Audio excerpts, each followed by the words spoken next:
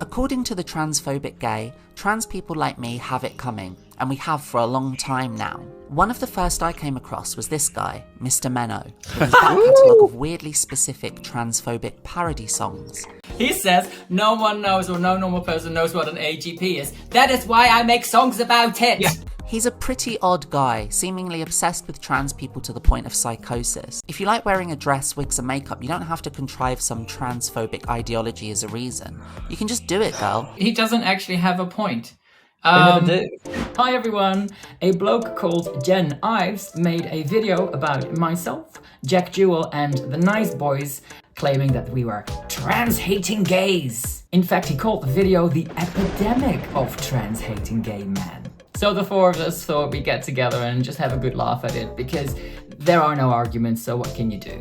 You can watch part 1 on Jack Jewell's channel, and this is part 2, where Mr. Ives takes particular aim at moi. So who is this man? Well, he claims to be a woman. My name's Jen, I'm a trans woman. No!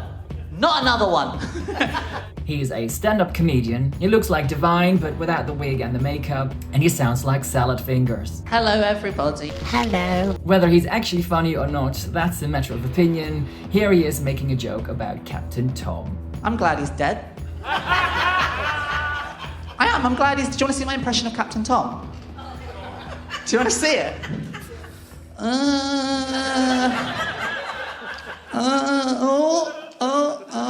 Going round. Oh, we're still going. Oh, a little fall.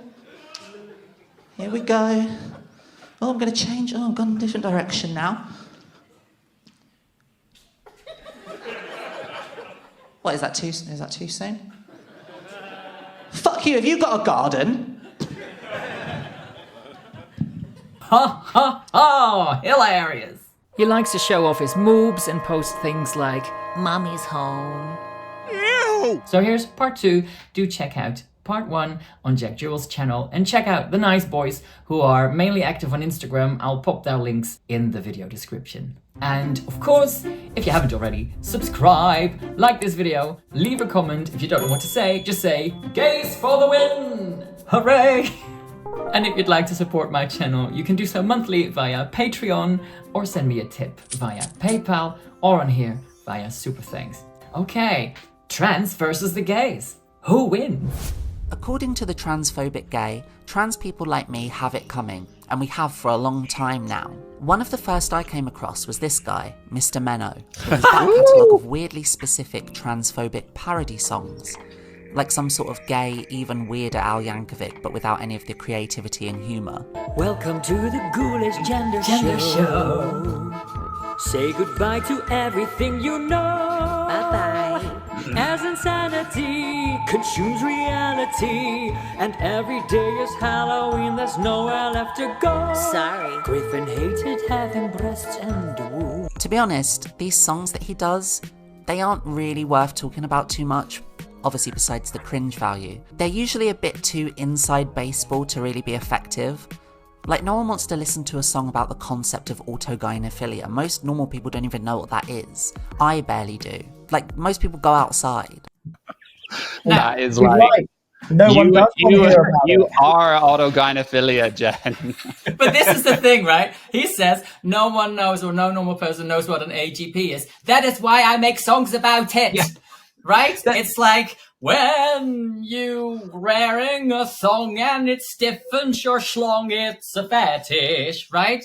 That's how we educate the masses about this AGP. And I the one thing I really want to highlight on this one is every single time Jen opens his mouth, it has to be saying something really, really cruel. And the beginning, it was trying to be really underhand, like calling it cringe. I just found it slightly... Just like It was like a child having a tantrum. Yeah, but it was all he said is like, it's not creative. But it is. I've talked about this stuff for, 5 years almost, right? Making videos.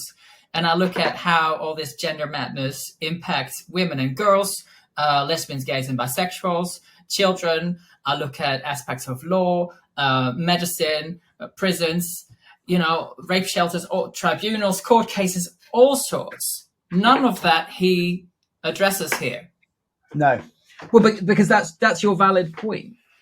and that's what annoys me. It was a really good opportunity for a trans person to go through actually answering all the stuff that we've said. And I'd have really respected that, and I'd have actually been really open to the conversation. But instead, I just felt like it was cheap. It is. He doesn't actually have a point. They never do. And that's the only thing. That's the only bit of time I got in that video. So the rest is all about you guys. Yeah. Jack's in there too. With the there's a little bit more of you, Menno, I think.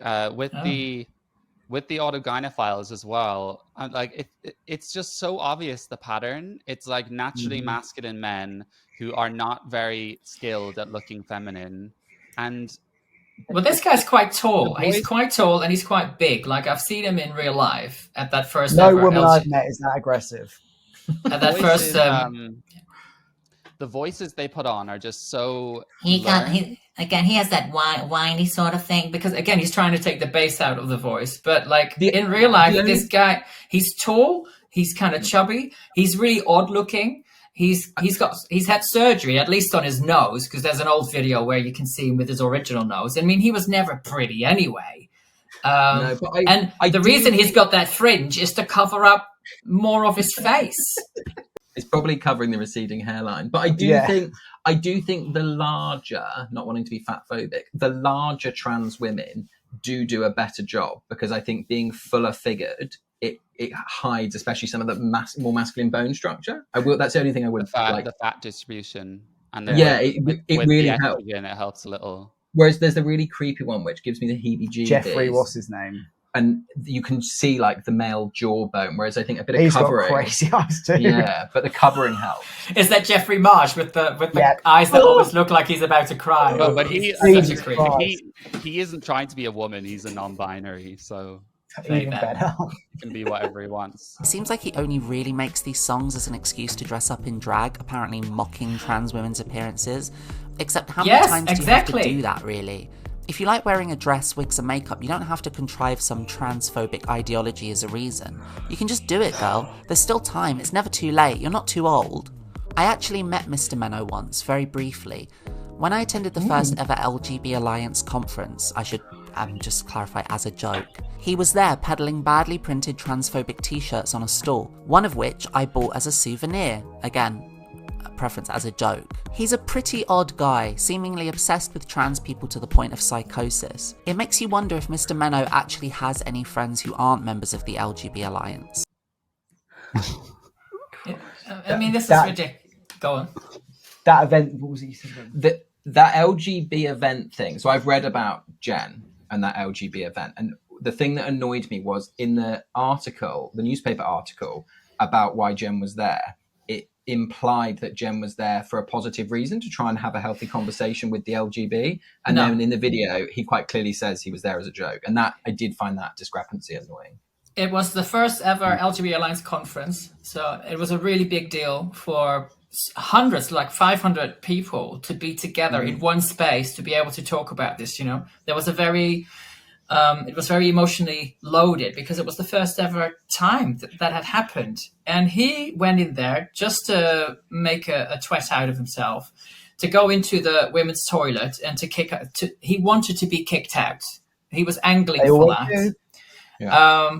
And that first year, I was the one editing all the conference talks, all the footage and stuff, so they could put it on their website. And we had a roving camera guy, and he's just filming. And every time Jen saw him, Jen went to the camera. Nobody else did that. That was just him, again, looking for attention. And then at one point, he was close to the toilets, I think, and there was an autistic guy who was quite heavily autistic. And he saw Jen and went, AGP, AGP, and just really went off on one, because, he couldn't regulate his emotions and all that kind of stuff. Jen then took that, and that was then the big story. So he did a few interviews about it. He wrote at least 3 to 5 blog posts about it. He was trying to milk it as much as he could, because he's got nothing else.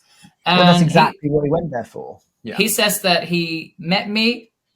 I was volunteering that day. So, they had a t-shirt stand, and he says that I sold him a t-shirt. I don't remember that. I think that's a lie, because he looks very odd. He's very odd looking in real life. He's very tall and chubby, and then he's got that stupid hair, and he just looks very strange. So, because I did spot him early on, and the first thing I thought was, he's strange. This is a strange looking person. So I would have surely remembered it. I would have surely remembered it had I been face to face with him and sold him a T-shirt. I think that's a lie. And he says that he's got, audio recording of that. And it's like, well, then release it. Oh, wow. Selling a T-shirt. But the thing is, right? Did he just go there to troll people? Yeah, and you just know the clap Yeah. back to this would be that we're victim blaming. But someone is not a victim if they go to an event purely and simply to cause trouble and have exactly what happened happen. That's not victim. That's not someone that's a victim. That's someone that got exactly what they wanted. Trying to stir up shit and then be able to use it, to make the trans case. And the clip that he showed of me with a ponytail and makeup, that was specifically a video about facial feminization surgery. And that was based on those friends that I told you about earlier. Well, they had told me about all the procedures that they had to their faces.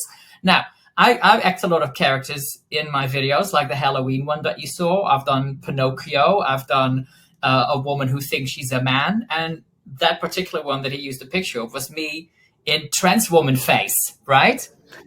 Just to make a point. So he's like, what, you're doing this just to make a point? Yes! Well done. Duh! Very good. And that was it. Do check out part 1 on Jack Jewell's channel. I'll see you in the next one. Ciao! Thank you so much for watching, and thank you to my PayPal and Patreon supporters. Because of you, I can make videos like this. Special shout out to my big spenders. Helper Open, Mama Turv and the Turventines, me Julie, the lovely Mary, Julia, Dusty, Judals, Leffy, Dorothy, Wildfire, Esther, and Martha. Thank you.